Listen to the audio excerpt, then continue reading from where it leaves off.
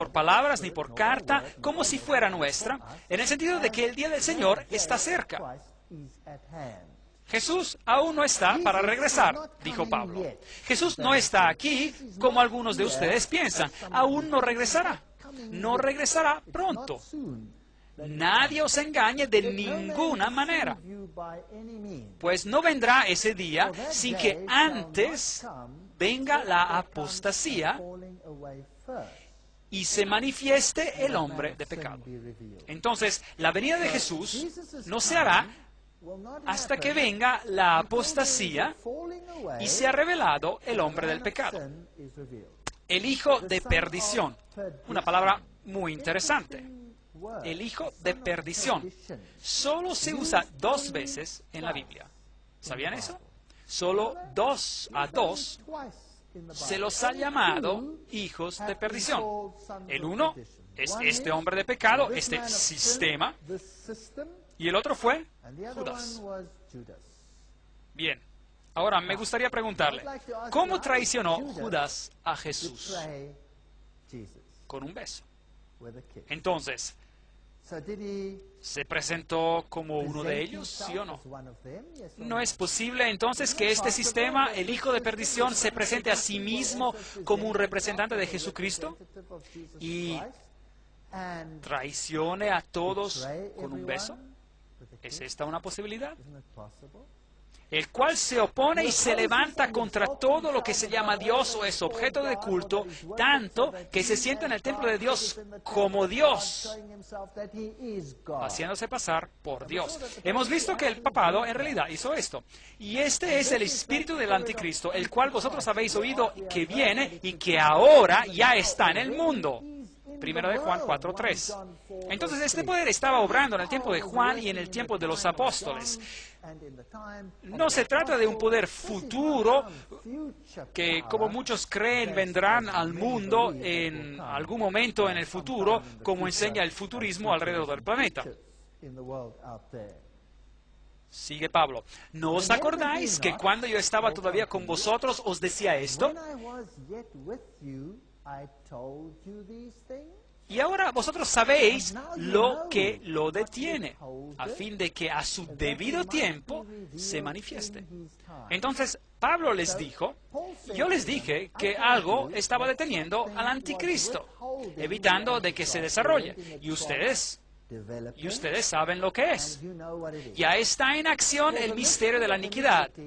Solo que hay quien al presente lo detiene, hasta que él, a su vez, se ha quitado de en medio. Otra traducción dice, hay uno que está deteniendo a aquel mal hasta que él se ha quitado de en medio. Entonces algo estaba preveniendo que este poder surgiera. Y cuando aquel algo se ha quitado de en medio, entonces vendrá el anticristo. Y entonces se manifestará aquel impío a quien el Señor matará con el espíritu de su boca y destruirá con el resplandor de su venida. Dios luchará contra este sistema con la palabra de Dios. Y finalmente lo destruirá con su venida.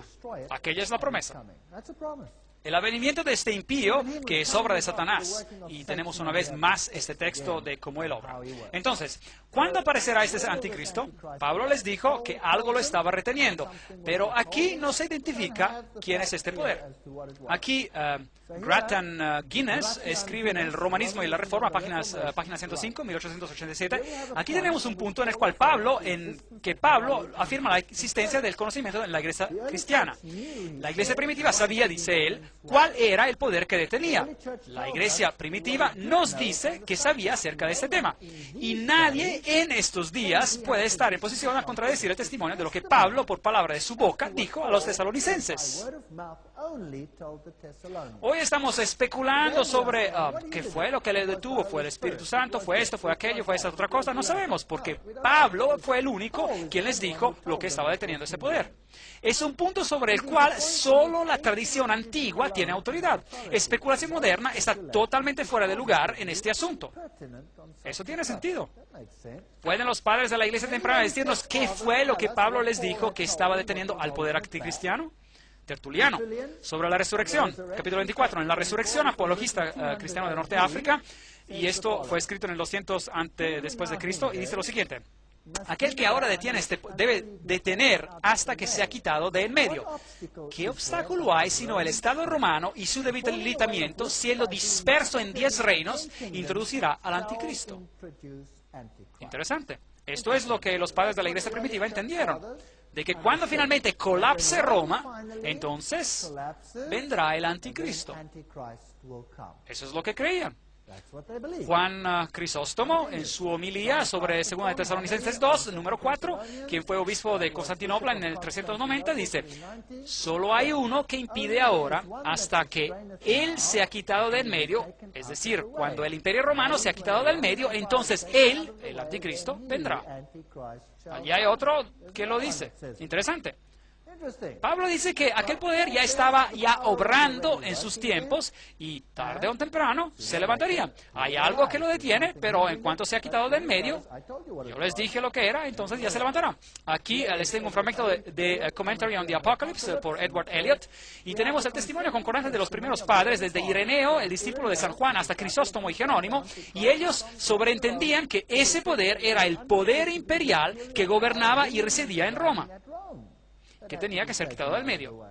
Grattan Guinness nos dice: mientras los césares mantuvieron el poder imperial, era imposible que el predicho anticristo se levantara.